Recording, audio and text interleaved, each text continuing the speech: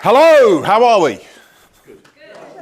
Excellent. My name's Charlie. I'm here to tell you about networking. We'll get onto that in a sec. First, a story. By the way, it's a story where I don't come off very well, but that tends to be the stories that you enjoy. So this is a long time ago. It's when I was about 15, 16, that sort of age. And I worked in the summer with a bunch of my friends and a kids' day camp. He's got kids. If you're on summer holidays, you need to get rid of the kids so you can get on with normal life. So this is a place you send the kids off. They go there for a week. Not residential, but they go and do activities, kayaking, archery, orienteering, blah, blah, blah, all that sort of thing. Anyway, one day there was much excitement in the camp because the local newspaper was coming to do a feature on what was going on at the camp. And they did a double-page spread. Had a write-up, had a couple of pictures, and the day that came, the photographer decided that it'd be really good to get a picture of me doing face painting with my group of kids. I'll tell you about the kids I had. I had a group of 7 and 8 year olds, and there was one little kid in the group that day who was called Oscar, about this high.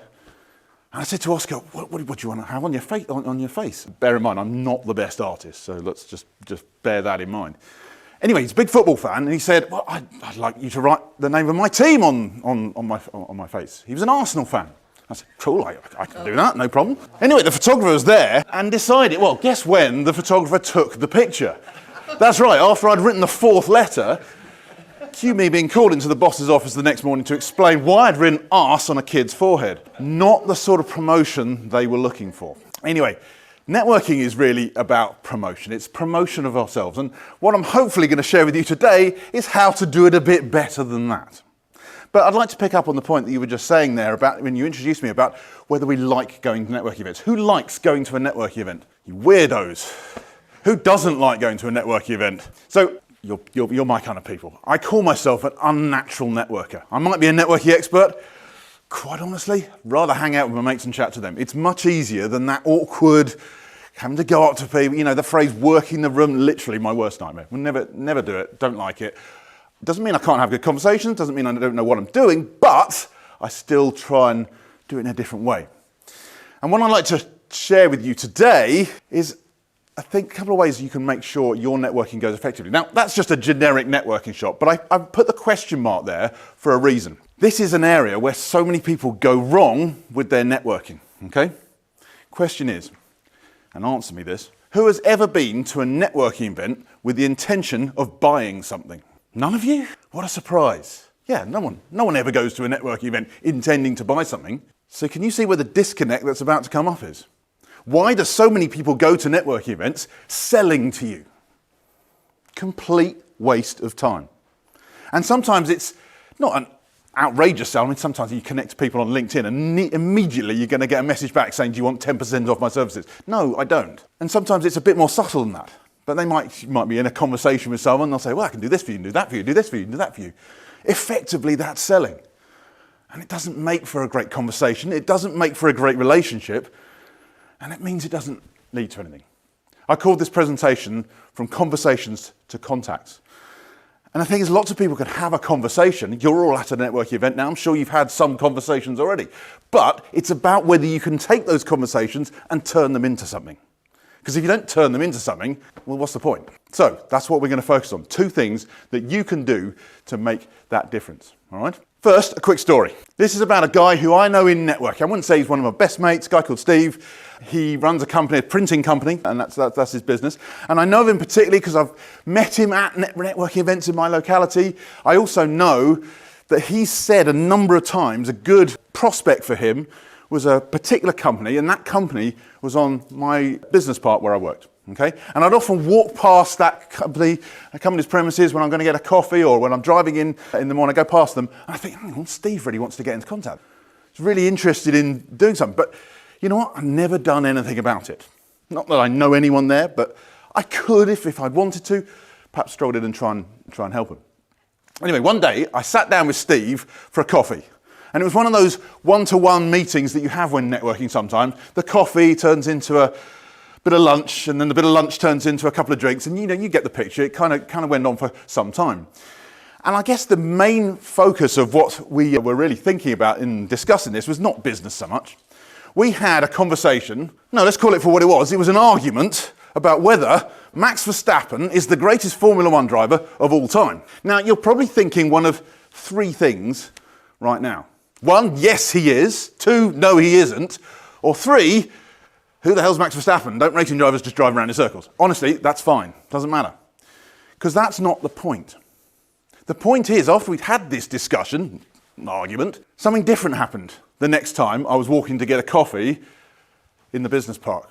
Because I walked past the premises of this company that he was interested in talking to, and I thought, hang on, Steve wanted to talk to them, but I didn't just stroll on by, I walked in. And I went into the person who was on the reception and said, look, you don't know me at all, but I've got a good friend who's trying to get a contact with your facilities manager. I forget the name of the person now, but trying to get a contact with your facilities manager. I'd love to see if I can help him. Is there anything you can do? Can you help me arrange a meeting? And I actually couldn't believe how easy it was to do that. I mean, that's just cold calling. Cold calling for ourselves, very difficult. Cold calling for someone else, much easier. Not a whole presentation there. But guess what? I managed to arrange a meeting for him. But here's the question for you now.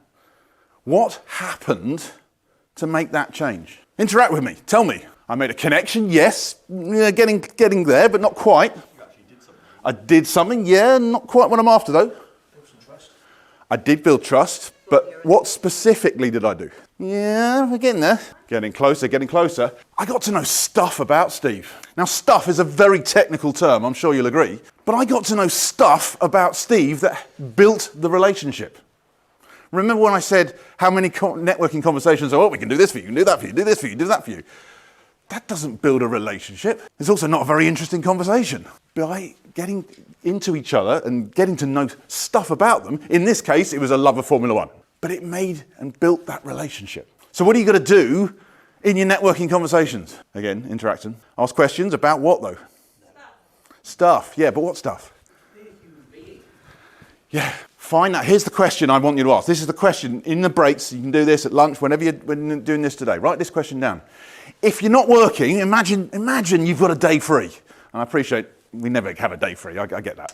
But imagine you have no responsibilities to anyone, not even family. You can do what you like with your day. You can do literally what you want. How would you spend your day? If you're coming up and ask me, I'll probably tell you I'd like to go for a long run. That's what I like to do. I do triathlons. That's my thing. And I'll get into a long conversation about that. I'll be very happy, and it'll be a much more interesting conversation about business. One time, I asked this lady the question, and she tells me she's into crochet.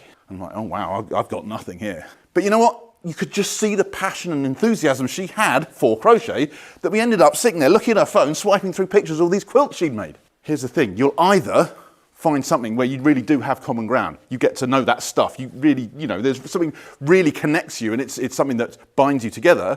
Or you'll see the passion that people have, and they'll be more memorable.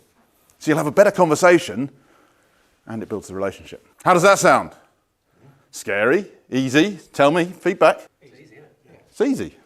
I think it's got to be genuine. You've really got to be invested to open up, to go, I actually want to know something about you. Because the second it comes across as you're on a mission for something, and you just... Well, this is where it comes back to the point I was saying at the start. How many of us approach it, maybe not quite so directly as, do you want to buy from me? But you're still coming at it from that, there's that slightly... Can I say sleazy almost? You're kind of almost there. People know you're in it for yourself, and you're trying to, look, we're all trying to grow our business. I get that, of course we are. But if it comes across like that, you're absolutely right. So if you can find stuff where you truly have common ground, then you'll have a much better conversation, and you'll build a much better relationship. So that's the first thing you got to do. Should we move on to the second thing? Kind of hoping you say yes, because otherwise I'm done. Another quick story. This is a story about a lady I know called Marie.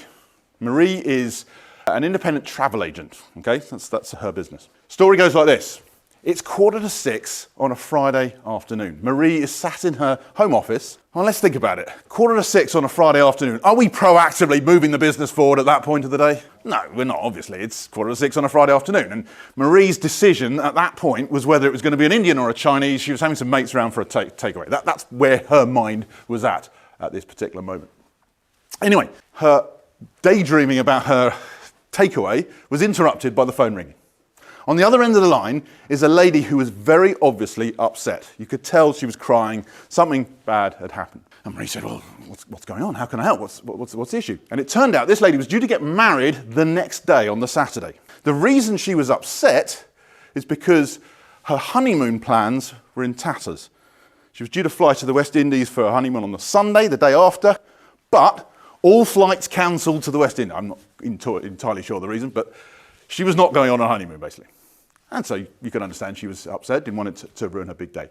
And she said to Marie, look, I know it's last minute, but is there anything, imploring it, is there anything you could do? Marie said, look, I don't want to promise, but I'm going to see what I can do. Stay where you are. Just answer me one question. Where will you be tomorrow morning? Lady said, well, I'm getting ready for the wedding at my mum's house, and she told her where it was. Fine. Marie put the phone down. She picked it up again, called a few people she knew in the industry, and she managed to source exactly the same specification holiday, if I can say. It was same quality, or same dates for starters, same quality hotel, even down to the couple of the excursions that they were planning, kind of getting a few activities in as well. It was just instead to Hawaii instead of the West Indies. Next morning, she went around to the lady's mum's house, said, there you go, I managed to source this for you. There'd normally be £150 late booking fee for the 2 tickets, but look, my wedding present to you, I hope you have a lovely time, and I obviously hope you have a wonderful day today. 3 weeks later, Maria sat in her office, and a postcard drops through the door. On the front is this idyllic beachside Hawaiian scene.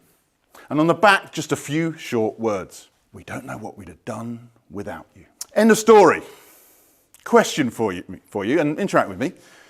Would you refer business to Marie, the travel agent? Hands up if you would. You would, right? Of course you would. So tell me, why was Marie so good? Why was the travel agent so good? She didn't say no. She didn't say no. Yes. Keep going. Good service. Yes. What else? Solve the problem. Didn't sell anything. Didn't sell anything. Set out expectations that it might not. Yeah, managed expectations. Definitely. Keep going. Keep going. Went above and beyond, definitely. She's good at what she does. Yes, she was good at what she does. She managed to solve it at the last minute. She even offered a discount. But here's the deal. I don't think any of those are the reasons why you would refer business to Marie. It's much simpler than that. Sorry? She took the call that time on Friday. That's another reason why she's good, but it's not the reason why you'd refer business to her. The reason I think you'd refer business to her is because I told you a story. It's the story that grabbed you. It's the story that gave you the gravitas to want to do something about this. And I'm not saying anything about any of you right now. Tom's now looking at his computer.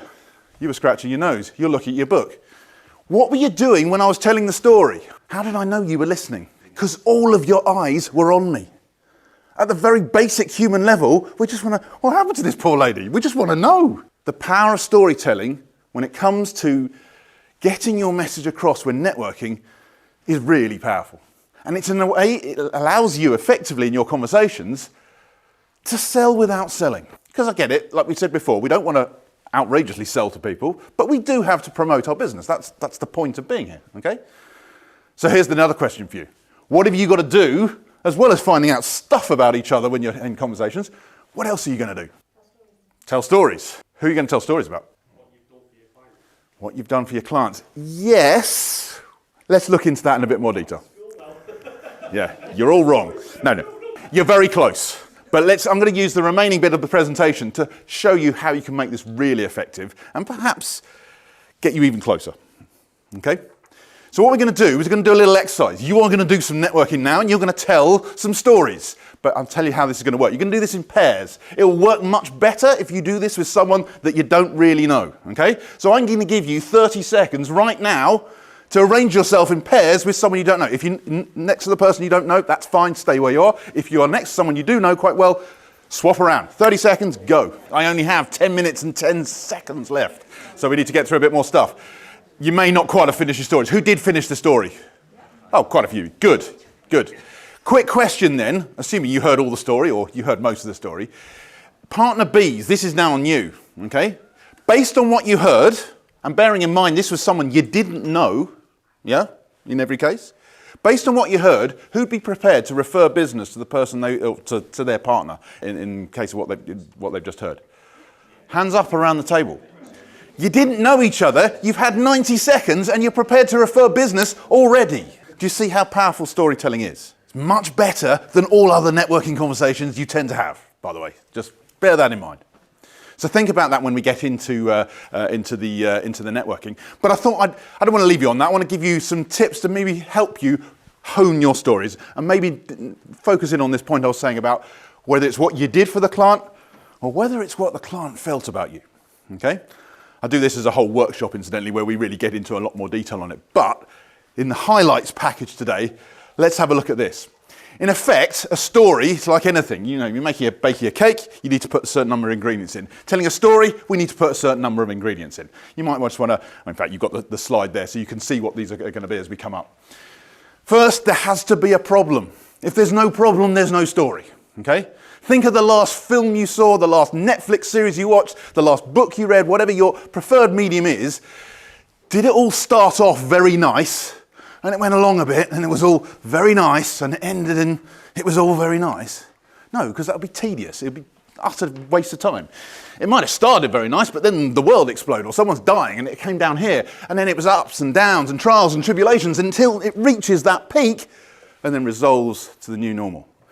You've got to have a problem. And if you've got a problem, and if it's going to resolve, you need to have a solution. It won't always be perfect, won't always work out just as we always hoped, but there's got to be it's got to resolve, it's got to be a solution. We need some structure. For people to follow our story, we need to make sure we're thinking about it in a way that people can understand what we're saying. A bit like when you're giving a presentation, it's got to be a start, middle and end, pretty much for the story. I'll say a bit more about that in a second. We need some emotions. What emotions could we include in our story? Shout them out. Fear, yes. Reassurance. Reassurance. Happiness. We're going down into the depths over here. Well, here's the thing. We often think emotion, oh, it's going to be sad. And sometimes stories are sad, clearly. But emotions are really important, whatever that emotion is, okay? Characters. We need some characters. Who are the characters in this story? This is a certain type of story. I appreciate we're not telling a Hollywood film here, but what type of characters do we need? Let's think. Relatable. Yes, normal people, believable and relatable. I'll go with that. I'm thinking more base than that. We need a hero. We need a superhero, if you like. Who's the superhero? In this story, you are, because you've come in and sorted the day out. What other characters do we have? If you've got a hero, you've got to have a villain. Might not be an actual person. It might be a metaphorical villain. It might be a situation. Take Marie, the travel agent. The situation, the flights, and whatever's cancelled, so her honeymoon's off. That's the villain in this story, if you like. I know it's not a real person. One other type of character you probably have? Say again? Yeah, we're probably talking about the person, the victim. That's the word I'm looking for. The person who's suffering this situation. Because in the end, if you've come and helped someone with something, probably, well, let's face it, it was a problem. So we've got a bit of an issue, okay? Last one, I encourage you to put 1 or 2 details in. Now, don't overload your story details because it will become unwieldy and boring. I can tell you that for free. But, quick proof of that, if you like. That phone call that Marie took, what time was it? 5:45 on? Friday evening. It just helps us anchor ourselves in the situation, helps us put ourselves in the people's shoes. So all we're looking to do with a couple of details will really help with that. Now, usually I offer you a little pop quiz at this moment, and I say, all of those things are important, and you can't leave any of them out. But if there was one that was even more important, which would it be? Well, you're absolutely right, because let's face it, the slide you're looking at has the emotion labelled. So I won't try and go into that. Well done. Well, yeah, brilliant. We believe you, honestly, yeah. No, it's emotions, the one I would say. As I say, all of them are required. And sometimes this causes people challenges. I was doing this session once with a group of business owners, and there was a lady at the front. She'd perhaps be in your position in this room. And at this point, when I was talking about how important emotion was, she gave me what could only be described as a worried face. And, you know, as when you're in the front of the room, you pick up on this. And I said, what's going on? How can I help? And she said, look, I get it. We'd heard a story that day. We'd had a few read out. Literally, someone's life had been saved by someone's bit. I mean, it was a truly emotional story. So you could really sense that and understand that. But she says, I run a payroll company. What's emotional about payroll? And everyone laughed. And I said, well, this was about early part of the year, early February time it was. And I said, tell us about a recent client. And she'd had a small business client she was working for, did run the payroll for, and I don't know what had happened. It wasn't her fault, it wasn't the company's fault. Something had gone wrong at the bank, but essentially the December payroll for the 6 employees of this small business hadn't been paid. They hadn't got their December payroll. That's a problem. You can see very quickly where the emotion can be found if you dig deep into the challenges you got. Okay? So yeah, emotion is absolutely crucial when it comes to this. And like we said before, it's not always going to be sad emotions or worried emotions. It could be happy emotions, but we've got to get that emotion in. All right, I started to talk a bit more about the structure. Let's do that quickly now. Let's talk about how I like to divide this. You've got 3 sections. You've got the setup of your story. It's where you lay out the context, the characters, and who's there. Again, I can't do this as a pop quiz because you've got the answers, so I'm just going to go through it. We then got the what you did, and then you've got the afters, how the client felt afters. Okay? I'm tweaking this as I go because you've got the answers there. Ignoring those, how would you have weighed those, the importance of those up before? If you're thinking the importance of each of those three sections, how would you have weighed them up? Would you have spent more time on setup or the what you did or the afters, do you think? You'd say afters? You'd say what you did? You'd say set? Okay, three completely different answers. And usually there's someone who said, well, all three should be the same. That's just sitting on the fence. Here's the percentages. You can see these already. I give 47.5%, no, I'm very precise. You can see this. 47.5% importance to the setup. I'm not talking about the time you devote to it. I'm just saying the importance of this section to the impact of your story. I give 47.5% to the afters, i.e. what happened afterwards. And yes, that's right, maths fans, that's only 5% for the what you did. Here's where a lot of people go wrong. They think the what you did is really important. It's not, it's boring. In fact, can I say something really controversial? Can I? I'm kind of gonna anyway. But what you do is really boring. No one cares apart from your mum. I don't even think my mum cares, honestly. I don't think my mum cares, honestly. No, seriously, what you do is really boring. What you do is really boring. I'm only singling a few of you out. All of you, what you do is boring from a storytelling point of view. What we do care about, though, is how the client felt. Before you turned up, the moment that client gave you a ring, or prospect at that point, I should say, the moment they give you a ring, they had a problem. That's what we want to get into. You came in, you're the superhero, you swooped in, did your stuff, amazing, sorted it all out. We don't need to hear about that from the story. Still important in terms of what you did. I mean, I'm saying what you do is boring, but that's your life, it's your business. Obviously, it's not boring. But from a storytelling point of view, we don't need to hear it. What we want to know is how the client felt afterwards. And to illustrate, it's not about devoting nearly half the time of the story to each of these sections. Think about Marie, the travel agent. How do we know that she was happy, or the client was happy, I should say, with what Marie did? Go back to the story. The postcard. We don't know what we'd have done without you.